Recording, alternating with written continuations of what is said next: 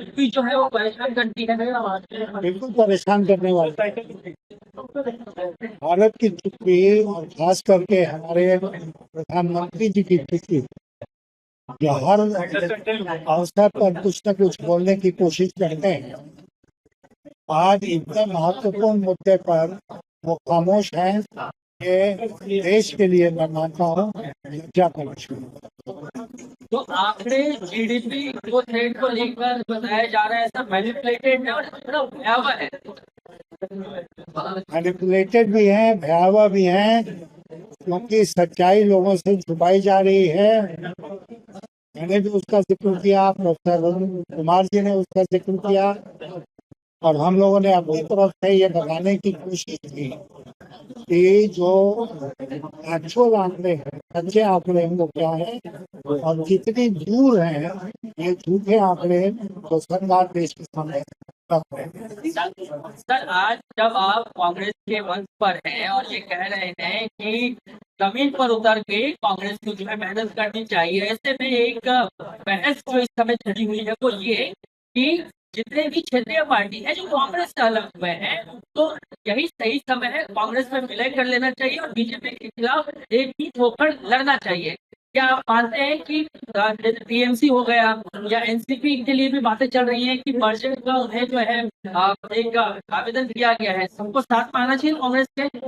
देखिए, जितनी छोटी पार्टी है ना हाँ, आज के दिन में, हर छोटी पार्टी खतरे में है, क्योंकि जो रूलिंग पार्टी है, जो शासन में पार्टी है, वो कोई भी हथकंडा अपना कर उनके एमपी और एमएलए को बोलने की कोशिश कर रही है, जैसा अभी हमने हाल के दिनों में देखा।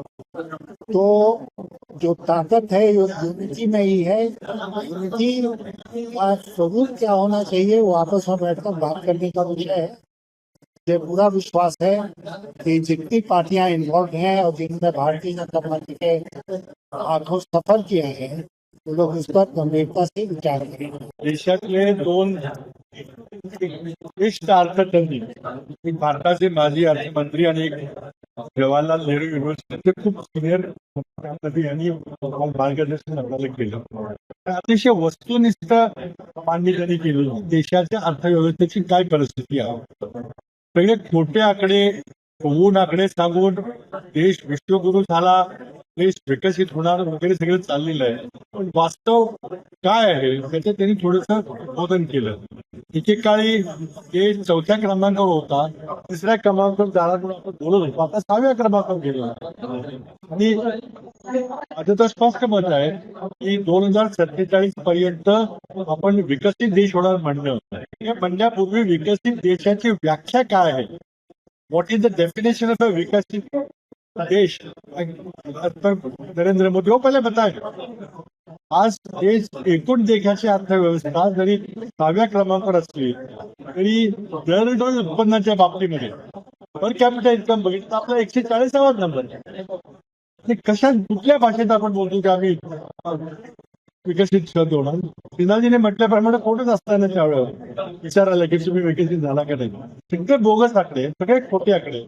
आणि शेतकरी उद्ध्वस्त झालेला आहे, लघु उद्योग उद्ध्वस्त झालेला आहे. काही विचार न करता नोटबंदी केली, काही विचार न करता जीएसटी सारखा कायदा आणला, विचार न करता एकदम कोविड काळामध्ये सगळ्यांना घरी घालवलं. शेतकऱ्यांची बिलं केली, देयक बांधली आणि शेतकऱ्याची कृषी विधेयक पास केली. न विचार करा. आज संसदेमध्ये चर्चाच होत. अशी मागणी आहे की ऑपरेशन सिंधूरची चौकशी झाली पाहिजे, पहलगावची चौकशी झाली पाहिजे. सिंधूरमध्ये काय झालं खरं सांगायला, तुम्ही सांगायला तयार नाही. जेव्हा कारगिल युद्ध झालं तेव्हा यशवंत सिन्हाजी मंत्रिमंडळात होते, कॅबिनेट कमिटीवर सिक्युरिटीचे सदस्य होते. वाजपेयीजींनी परवानगी घेतल्याशिवाय, कॅबिनेटची मंजुरी घेतल्याशिवाय हवाई युद्ध सुरू नाही केलं. इथं सीजफायर झालं तरी मोदी काही बोलायला तयार नाही. त्यामुळं आज राहुल गांधी म्हणतात त्यामुळे मोदी कॉम्प्रोमाइज आहेत. कुठल्या तरी दबावाखाली काम करतायत, त्यांना इस्रायल आणि अमेरिकेसारखे जे ब्लॅकमेल करतायत, त्यामुळे अर्थव्यवस्थेचं वाटलं होतं. काल अमेरिकेने भारताच्या 2 जहाजांवर बॉम्ब हल्ला केला, आपण काय करू शकलो? त्यामुळे वास्तव फार बिकट आहे. तर अर्थशास्त्र जरी क्लिष्ट विषय असला तरी थोडं समजून घेतला पाहिजे आपण. शेतकऱ्यांची इतकी बिकट परिस्थिती आहे आणि त्यामध्ये सुपर एलिनो झालं, पाऊस पडला नाही, तर मग कुत्रा हाल खाणार नाही आपल्या शेतकऱ्याचं लघुउद्योगाचं. म्हणून हे वास्तव लोकांच्या समोर आणणं महत्वाचं आहे. म्हणून आज काँग्रेस कमिटीने हा कार्यक्रम आयोजित केला. काही लोकांचं म्हणणं असं आहे की या सगळ्या ह्याच्यामध्ये काँग्रेसला केलं पाहिजे, काही काँग्रेसला बळकट करण्यासाठी फक्त आहे ते काँग्रेसमध्ये विलीन केलं पाहिजे. आता असं सगळ्यांना वाटतं की काँग्रेस पूर्ववत स्ट्रॉंग झाली पाहिजे. त्यामुळे मी स्वतः अशोक गेहलोत यांनी जे मत व्यक्त केलं त्याची सहमत. महाराष्ट्रात असे काही पक्ष आहेत त्यांनी आता ते तुम्हाला सगळ्यांना माहिती आहे कोण काय. पण काँग्रेस हाच पक्ष फक्त या राष्ट्रीय प्रवृत्तीचा विरोध करू शकतो, छोटे छोटे पक्ष करू शकत नाहीत. तृणमूल काँग्रेसमध्ये काय झालं आपण बघितलं, सगळीकडे ऑपरेशन लोटस महाराष्ट्र पॅटर्न राबवला जातो. तेव्हा काँग्रेस पक्षच या प्रवृत्तीचा विरोध करू शकतो. जिस तरीके से राहुल गांधी ने कहा था कि सुनामी आ रही है तो लेकर प्रोग्राम तो उसी के बारे में हम आगे बढ़ा रहे हैं कि जो आर्थिक सुनामी आ रही है, जो भयंकर संकट हमारे सामने है, एक अर्थव्यवस्था तहस नहस हो गई है, मोदी जी ने सिर्फ झूठे आंकड़े परोसे हैं और अब वो आंकड़े हमारे सामने आ रहे हैं. और उसमें फिर सुपर सुनामी है, उधर इजराइल ईरान अमेरिका का लड़ाई चल रही है, वो खत्म होने के आसार नहीं है. बहुत गंभीर चिंताजनक परिस्थिति है. रुपए की कीमत आप देख रहे हैं, महंगाई देख रहे हैं, डीजल पेट्रोल के रेशनिंग देख रहे हैं, और देखिए बारिश नहीं हुई तो किसान की क्या हाल है. ये सड़क के उतर के आंदोलन करने की आवश्यकता है. यही मैसेज हमारे अध्यक्ष हर्षवर्धन चौहान जी ने दिया है, यही राहुल जी ने दिया है. आज हमारे वक्ताओं ने यही कहा कि आप सड़क आर्थिक मदद की बात कर रही है, चाहे वो एनसीपी हो चाहे कांग्रेस हो. देखिए, मैंने जैसे अभी कहा कि अशोक गहलोत जी ने जो भावना व्यक्त की उसमें सहमत हूँ. अब जो बाकी के आगे की प्रक्रिया है वो हम करेंगे.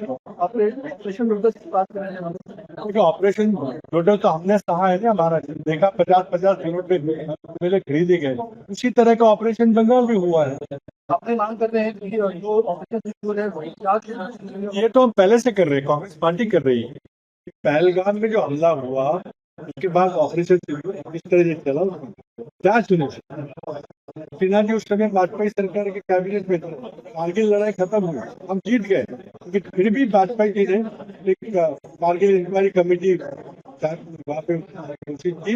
उस कमेटी का रिपोर्ट प्रकाशित हो गया. उन्होंने साफ कहा कि आपके कुछ गलतियां हुई, लेकिन वाजपेयी जी ने स्वीकार करके परिस्थिति सुधार.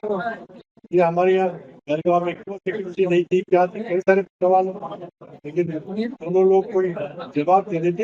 ये एक बार प्रधानमंत्री विश्व में ऐसा है कि जो कोई प्रेस के सामने जाता नहीं, प्रेस का आता नहीं. बंगाल में आग लगी हो तो 4000 इंडियन जल गए. सिंधु नदी का पानी पाकिस्तान तक नहीं जाएगा. एक बार फिर इस बात को राजनाथ सिंह ने दोहराया है. अब ये देखिए बहुत ज्यादा बड़ी बात है और हमारा आज तो बहुत अच्छा प्रोग्राम हुआ है. बाद में बात करेंगे. Thank you. चलें.